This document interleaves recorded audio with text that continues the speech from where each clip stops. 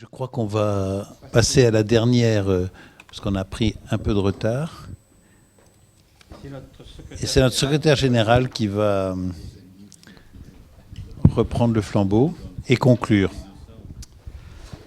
Merci Monsieur le Président, Mesdames et Messieurs. Je vais donc vous parler ce soir du traitement de la fièvre à la fin du XIXe siècle, avant l'avènement de l'aspirine.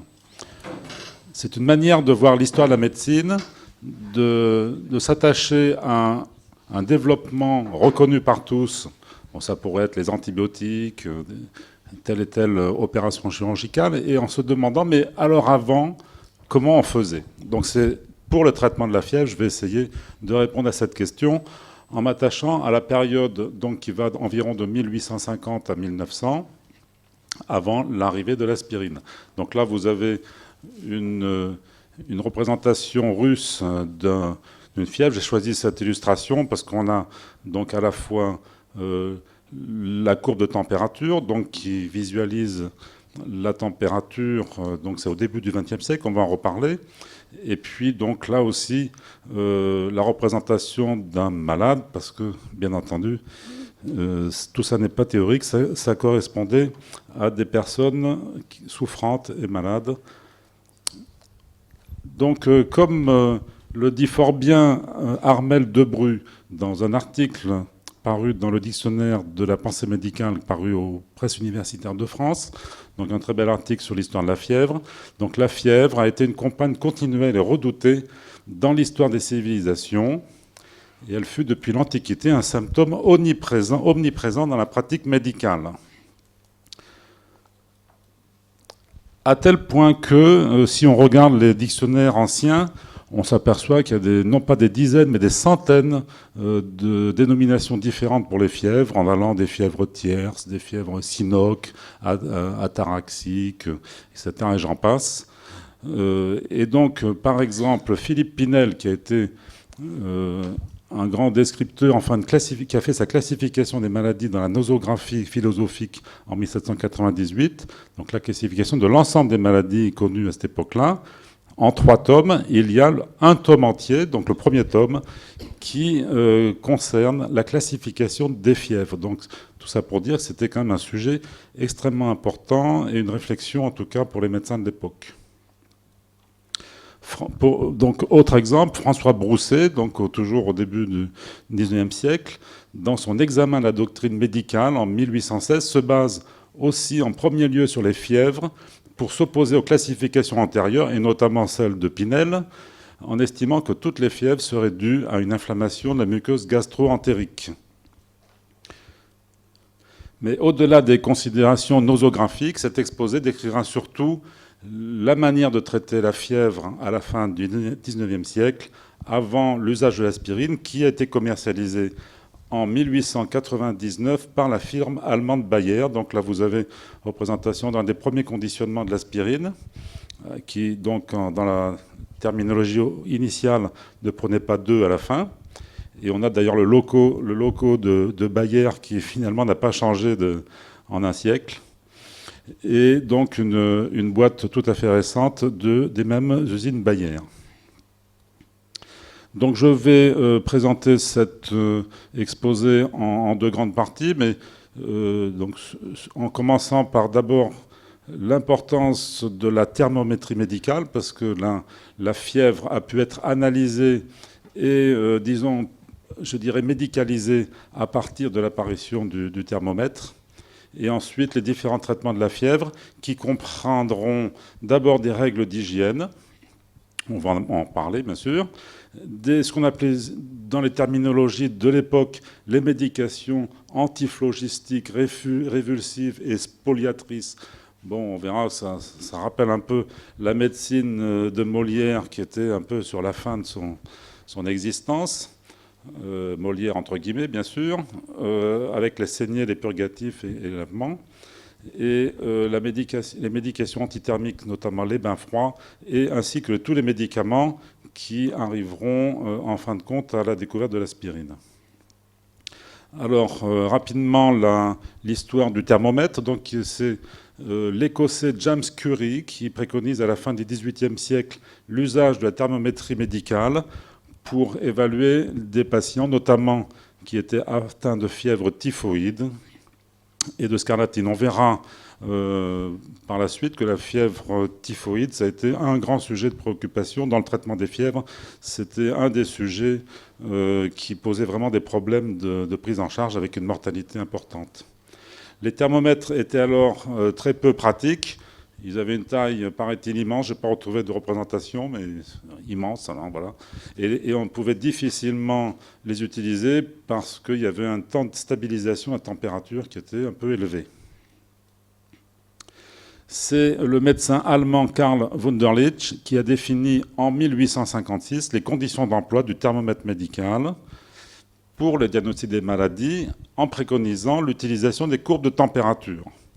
Et on peut dire que c'est à partir de Wunderlich que la fièvre n'est plus considérée comme un symptôme, comme ça peut être le cas avant, du temps de Louis XIV par exemple, on était atteint de fièvre, c'était considéré comme une maladie, mais après c'était plutôt le symptôme d'une maladie et non une maladie en tant que telle. Donc c'est une évolution dans la manière d'envisager la fièvre. Donc voilà des exemples de courbes de température selon Wunderlich. Il faut savoir que les courbes de température ont après tout le début du XXe siècle et même encore dans les années 80, je dirais, avant le développement de la microbiologie, des prises de sang, etc. Les courbes de température en elles-mêmes pouvaient être un argument diagnostique. Il n'y avait pas de radiologie de manière très répandue et surtout de biologie. Donc les fièvres typhoïdes avaient une courbe de température tout à fait caractéristique, avec une espèce de grosse cloche qui durait quand même une dizaine de jours, avec une fièvre oscillant entre 39 et 40. Donc je ne vous raconte pas, c'était pas très très agréable et difficile à prendre en charge. Par exemple, un autre exemple, dans la pneumonie, donc là nous avons à l'inverse un plateau fébrile qui dure 5-6 jours, avec une retombée aussi brutale que la montée. Donc voilà, ces courbes de température donc que tout le monde a connues, enfin tous les médecins ont connues, qui sont moins utilisées sans doute de nos jours avec la biologie. Ça vient de Wunderlich. Alors la thermométrie médicale a pu se développer de manière, a pu se généraliser grâce aux avancées apportées par Clifford Allbutt, qui était un médecin anglais, avec l'insertion notamment d'une échelle imprimée entre les deux tubes de verre et la miniaturisation obtenue aux environs de 1870. Donc là, vous avez des exemples que j'ai trouvés dans des catalogues de la fin du XIXe siècle. Alors on en arrive maintenant au traitement des fièvres. Donc d'abord les règles d'hygiène, des règles tout à fait générales. Par exemple, alors, là on voit qu'il y a quand même des terminologies qu'on n'utilise plus. Par exemple, maintenir le malade au lit pour ne pas exciter la production de caloriques. De le laisser à la diète au début, puis lui donner des potages, du lait, des tisanes, des boissons froides et acidulées. Et des aliments non pyrogènes. Donc ça, c'est des terminologies, bien sûr, qu'on n'utilise plus. Donc il faut plutôt donner des viandes blanches, des poissons et des œufs. Beaucoup d'aération, l'hygiène de la chambre du malade, ça c'est sûrement encore valable, ne serait-ce que pour changer l'air, pour diminuer les... Je ne sais pas ce qu'en pense M. Berch, mais quand même c'était une bonne idée. Et je pense, surveillance attentive du tube digestif, avec des soins de bouche, des purgatifs et des lavements. Donc là, on retrouve l'utilisation des lavements pour la fièvre, qui, bien entendu, devait avoir peu d'utilité. Alors, ce qu'ils appelaient à l'époque la médication antiphlogistique et révulsive, donc la saignée. Donc, le Reboulet, en 1878, déclare ceci: la saignée que l'on a si souvent préconisée au commencement de ce siècle, donc début du XIXe siècle, bien sûr, est aujourd'hui presque complètement abandonnée dans le traitement de la fièvre. Mais par contre, la spoliation exercée par les purgatifs et les vomitifs n'a pas les mêmes inconvénients. Il trouvera souvent ces indications au début ou dans le cours d'un grand nombre de maladies fébriles. Donc, représentation d'une saignée, on voit la lancette tout à fait classique ici, qui était utilisé pour la saignée. Alors, deuxième médication qui a eu son heure de gloire vers la fin du XIXe siècle, c'est le bain froid. Alors, c'était ce qu'on appelait à l'époque la méthode de Brandt. Cette méthode du bain froid, en général, avait été utilisée avant Brandt par plusieurs médecins, comme Curie en Angleterre, Récamier en France, mais c'est surtout Brandt qui, à Stettin en Allemagne, a assuré sa promotion, et notamment dans le traitement de la fièvre typhoïde. Dans son livre dit Hydrothérapie des typhus de 1861, il déclare en effet que grâce à cette méthode, il n'avait eu que 600 décès sur les 8141 cas de typhoïde. Donc 7,4% de mortalité au lieu des 16% habituels, ce qui était évidemment un chiffre intéressant, mais sur lequel on pourrait revenir tout à l'heure. Les effets du bain froid. Donc alors, quelle était la méthode? Donc, on devait plonger le malade pendant 15 minutes dans un bain de 18 ou 20 degrés. Je vous rappelle que c'est des patients qui avaient 39 ou 42 fièvres, donc c'était quand même une différence de température assez importante. Et ce bain était répété toutes les 3 heures, y compris la nuit, tant que la température reste ou revient à 39 degrés. Le malade est plongé dans l'eau jusqu'au cou sans que les épaules ne sortent du bain, ce qui permet d'éviter les complications pulmonaires. C'est en tout cas ce que les médecins pensaient à l'époque. Une compresse d'eau froide pouvait être appliquée sur la tête afin d'éviter les symptômes nerveux, c'est surtout les agitations. Les membres supérieurs et la poitrine peuvent être frictionnés afin de favoriser la circulation, puis le malade est entouré d'un drap et d'une couverture, reconduit à son lit sans être essuyé. On lui fait boire du vin vieux et un peu de potage. On voit que c'était assez codifié et il y avait toute une procédure pour faire le bain froid. Alors il y a même des personnes qui ont inventé des systèmes pour pouvoir, parce qu'on devait amener assez régulièrement les malades du lit à la baignoire, et donc toutes les 3 heures, donc ça fait quand même assez régulièrement dans la journée pour des malades qui étaient fatigués par définition. Donc il y a des gens comme sans doute M. Dupont qui a inventé un système. On voit, c'est une espèce de lève-malade un peu archaïque avec des systèmes de levage, là, avec sans doute des systèmes, des poulies. Alors ce système de Dupont que j'ai trouvé dans un ouvrage de 1887 a peut-être pas d'ailleurs été utilisé beaucoup, puisque dans les descriptions écrites des différents auteurs, c'est même pas mentionné. Mais en tout cas, c'était commercialisé à cette époque-là. Voilà. Donc c'était une manière de mettre les malades dans le bain. Alors les effets du bain froid, donc ça j'ai trouvé ça chez un auteur qui s'appelle Arnozan en 1907, donc c'était encore utilisé début du XXe siècle. Le malade fiévreux plongé dans un bain froid éprouve une sensation de froid intense ainsi qu'une angoisse qui se traduit soit par un tremblement, soit par des cris. Mais il finit par s'acclimater, le calme reparaît au bout de 2 minutes et le malade déclare souvent être satisfait de ce bain.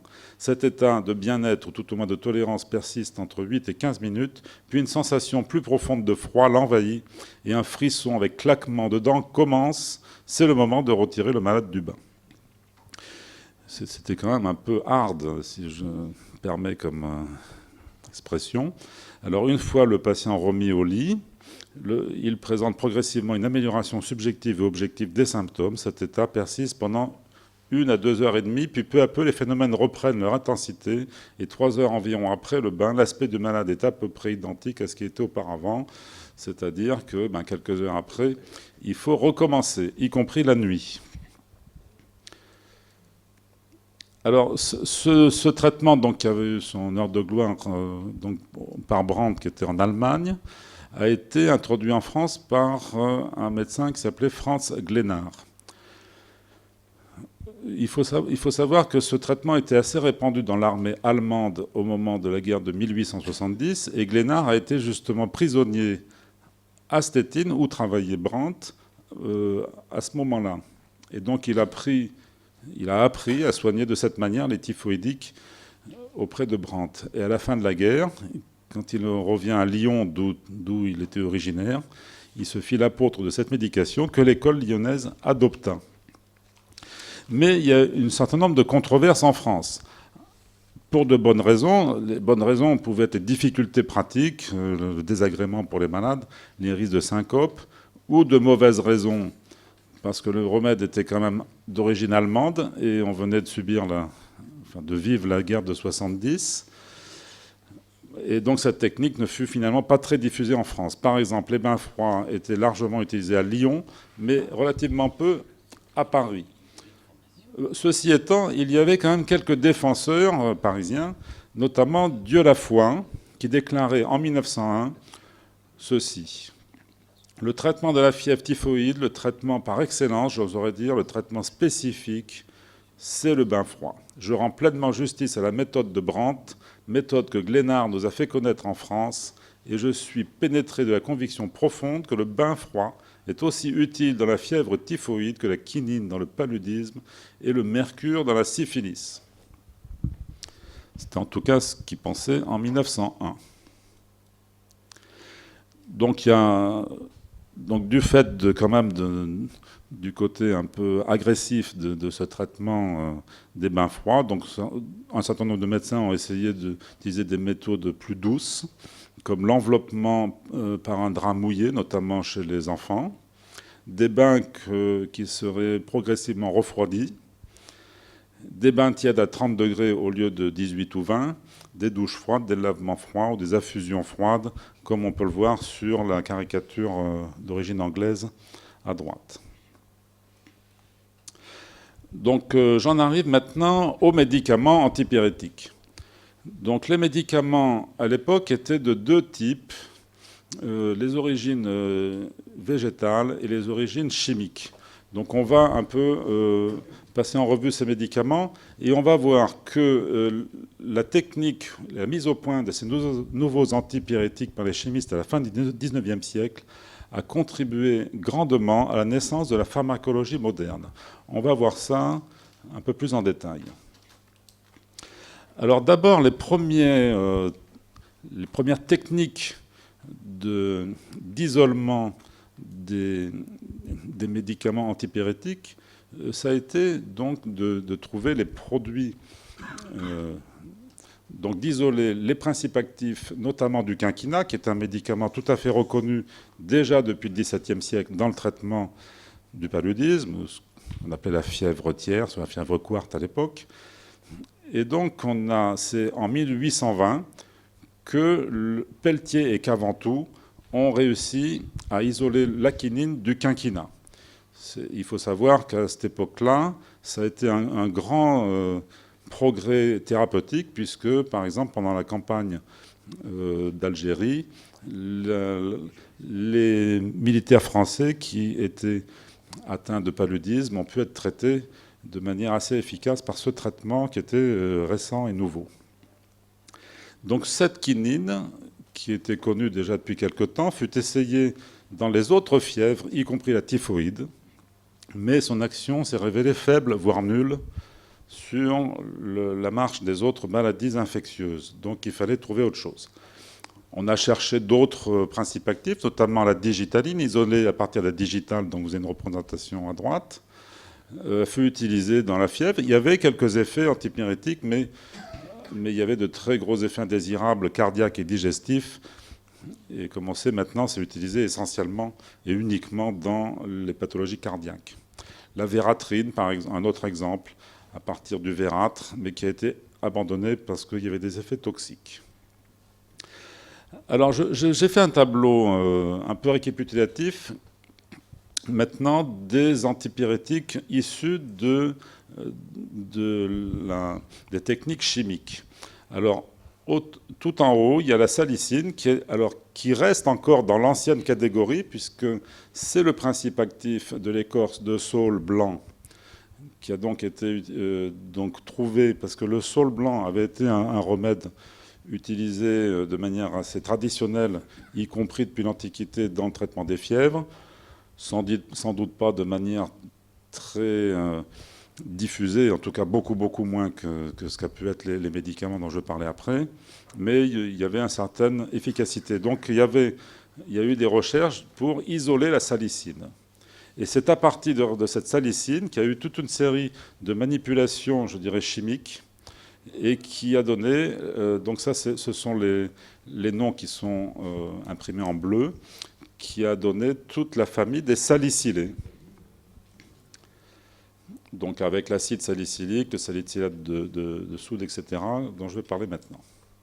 Donc la salicine a été isolée dans l'écorce de saule en 1825 par Fontana et Rigali, qui sont deux chercheurs italiens, et ensuite de manière plus purifiée par Pierre-Joseph Leroux en 1829, qui notait dans le même temps ses effets antipyrétiques. À noter que c'est avec ce médicament qu'a été fait une recherche, une publication par McLagan en 1876 dans un article sur le traitement du rhumatisme aigu avec la salicine. Et les auteurs que j'ai pu lire considèrent que c'est un peu l'acte de naissance de la rhumatologie moderne. À partir de la salicine, un autre Italien, Raffaele Pirien, prépara l'acide salicylique à partir de la salicine en 1839. D'abord préconisé comme désinfectant de la lumière intestinale, ce qui était éventuellement intéressant dans la typhoïde, car on sait qu'il y a non seulement de la fièvre, mais également, bien sûr, des troubles digestifs, les diarrhées. Donc les propriétés antipyrétiques ont été mises en évidence secondairement en 1875, ainsi que des propriétés antirhumatismales, et ça a été surtout en fait utilisé comme antirhumatismal vers 1890, mais ce produit, acide salicylique, était vraiment de très mauvais goût. Donc il fallait trouver autre chose, si possible. Le salicylate de soude a été proposé en 1877 comme analgésique et antipyrétique par Germain C., mieux toléré que l'acide salicylique, qui n'était pas antiseptique, mais seulement antipyrétique. Mais il se trouve que diverses impuretés contaminaient les préparations. Donc l'acide benzoïque, etc., ce qui en augmentait sa toxicité. Et on s'était aperçu, parce que c'était un médicament qui commençait à avoir un certain succès, qu'il y avait eu déjà des copies. Et donc certains lots issus de fabriques peu scrupuleuses, c'était souvent ces lots qui étaient avec des impuretés. Et finalement, c'est avec ce médicament qu'on a pu voir la naissance des contrôles de qualité dans l'industrie pharmaceutique, qui n'existait pas vraiment en tant que tel à ce moment-là, mais bon, dans les recherches en tout cas chimiques. Le salol, alors, donc on continue un peu la progression, on essaye de trouver des améliorations, surtout sur la tolérance, et donc il y avait un progrès sur la tolérance qui a été fait grâce au salol. C'est un Polonais qui s'appelait Marceli Nenki qui prépara ce médicament et qui était en fait, sur le plan chimique, il avait associé deux molécules, l'acide salicylique et le phénol, qui était un produit que Lister venait de décrire pour avoir des effets antibactériens. Ce salol, en réalité, n'était pas vraiment supérieur aux médicaments dont il dérivait, mais il était moins désagréable à avaler, ce qui fit qu'il y a eu un engouement. Et c'est un des premiers médicaments dont on a parlé dans la presse généraliste, comme on dirait de nos jours. Et finalement, on peut considérer que c'est avec ce médicament qu'est né le premier marketing pharmaceutique. Enfin, l'aspirine. Donc non plus l'acide salicylique, mais avec le groupement acétyl, donc l'acide acétylsalicylique, avait en réalité été synthétisé une première fois par Charles Gerhardt en 1853 à Strasbourg. Et ce sont les travaux de Gerhardt qui ont été repris à la fin du XIXe siècle par Félix Hoffmann et qui a notamment réussi à trouver une manière de pouvoir fabriquer l'aspirine de manière, je dirais, industrielle, ce qui a permis à Bayer de commercialiser l'aspirine en 1899. Dans les dommages de la guerre, oui, c'était donc un développement important. On a reconnu que c'était mieux supporté, c'était aussi efficace, voire plus que les médicaments précédents. Et donc ça a eu un certain succès. Et dans les dommages de la guerre que l'Allemagne a dû payer en 1919, figuraient non seulement les droits d'usage du mot aspirine, mais disons que l'utilisation, notamment dans les pays qui avaient gagné la guerre. Et donc à partir de là, l'aspirine allait devenir le remède le plus populaire au monde. Donc pour revenir au tableau que je vous ai présenté tout à l'heure, donc on voit qu'il y a quand même, donc sur ce tableau, à chaque fois je vous ai mis le produit. En pointillé, c'est la durée pendant laquelle le médicament était connu mais non encore utilisé en médecine, et en très plein quand il était utilisé en médecine. Donc avec en bas, bien entendu, les dates. Donc là, la barre verticale, ça correspond au début de l'utilisation de l'aspirine. Et on voit que, donc à 1900 à peu près, et on voit qu'avant 1900, il y a toute une série de candidats. C'est un peu une course à savoir quel est le médicament qui va être le gagnant à la fois sur le plan médical et surtout commercial finalement. Et donc c'est l'aspirine qui va finir par gagner aux environs 1900. Mais on voit qu'il y avait toute une série de concurrents.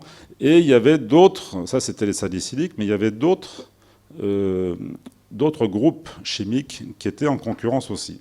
Donc c'est maintenant ces deux groupes chimiques que je vais vous parler, donc le phénazone, et puis ses dérivés, et l'acétanilide et ses dérivés.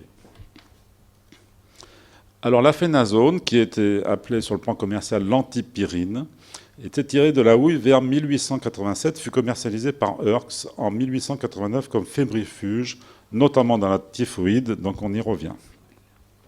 Premier médicament de synthèse offrant à un industriel de très substantiels bénéfices, avec une production quand même de 17 tonnes par an, ce qui était quand même pas rien. Le phénazone fut largement utilisé, y compris jusqu'en 1918, pendant l'épidémie de grippe. Ça a été donc, sur le plan chimique, un des premiers anti-inflammatoires, et curieusement, on le trouve toujours dans le médicament Otipax, que les médecins généralistes connaissent bien, pour traiter les otites douloureuses. Le phénazone a été à l'origine, sur le plan chimique, de l'amidopyrine. Alors, amidopyrine aussi, on connaît ça très bien. Ça a été utilisé comme antalgique dès la fin du XIXe siècle, mais a été responsable de la granulocytose notée dès 1934, ce qui n'a pas empêché que ce médicament a été très, très utilisé comme antalgique. Notamment, je citerai simplement des médicaments comme Optalidon, Baralgine, Viséragine forte, donc tous les médecins qui connaissent ça. Mais donc, en raison des granulocytoses qui pouvaient être mortelles, il a finalement été retiré du marché en 2003, en tout cas en France. Maintenant, le dernier groupe de médicaments, l'acétanilide. Kahn et Epp, qui avaient découvert les effets antipyrétiques de l'acétanilide, créèrent en 1886 une fabrique sous le nom de Calais, en dénommant ce remède antifébrine. En 1908, Hertz rachète Cal, donc il y a déjà des rachats d'industrie, mais les deux Mestins avaient déjà entre-temps fait fortune. Mais ce médicament était un peu dangereux puisqu'il entraînait des déglobulisations, donc sûrement des anémies et des cyanoses. Et donc, il fallait quand même s'en méfier. Ce médicament a été important parce qu'il a été à l'origine, en fait, de deux autres médicaments après manipulation chimique. Donc, d'une part, la phénacétine, qui a été largement employée sous le nom de véganine. Donc là, j'ai mis une illustration avec des anciens tubes de véganine, qui là aussi ne portaient pas 2 à la fin au début, donc notamment dans les névralgies. Mais il y avait une grande toxicité par néphropathie interstitielle, et il fut finalement abandonné vers la fin du XXe siècle. Et enfin, le N-acétyl-P-aminophénol, qui est un produit de dégradation d'acétanilide, et fut synthétisé dès 1893 par von Meyrig. C'est un médicament qui, au début, semblait pas très bien supporté. Il semble qu'il y avait sans doute des questions de dosage et qui ne semblaient pas, à première vue, très intéressants, mais ça a été repris. Les études ont été reprises et Axel Rode a montré donc près de 50 ans plus tard ses propriétés en 1948 et fut commercialisé en 1953 sous le nom de paracétamol, que l'on ne présente pas, avant de devenir, 50 ans plus tard, le remède le plus prescrit dans le monde, plus prescrit depuis que l'aspirine, avec ses effets secondaires, notamment digestifs, donc est moins prescrit de manière générale, sauf dans certaines indications, notamment en cardiologie. Mais maintenant, c'est le paracétamol qui est utilisé en première intention la plupart du temps. Donc on revoit ce tableau. Donc on voit que finalement l'aspirine a gagné la course en 1900, mais il y a d'autres médicaments qui ont été utilisés de manière assez régulière. Et donc j'ai pas mis là parce que ça c'était donc les médicaments qui existaient au XIXe siècle. Bien entendu, il y a toute une série d'autres médicaments, notamment les anti-inflammatoires et d'autres, qui apparaissent au XXe siècle. Mais là, c'est une autre histoire, si j'ose dire.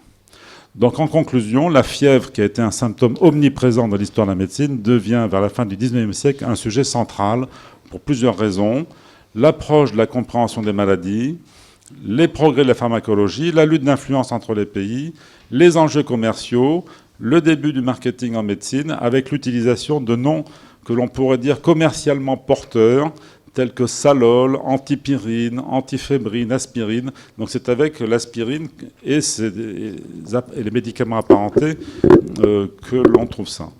Je citerai quand même 3 ouvrages parmi lesquels dont j'ai tiré les informations. Donc mis à part l'ensemble des ouvrages du 19e siècle dont on peut trouver les copies sur des sites comme Gallica ou sur la Bium.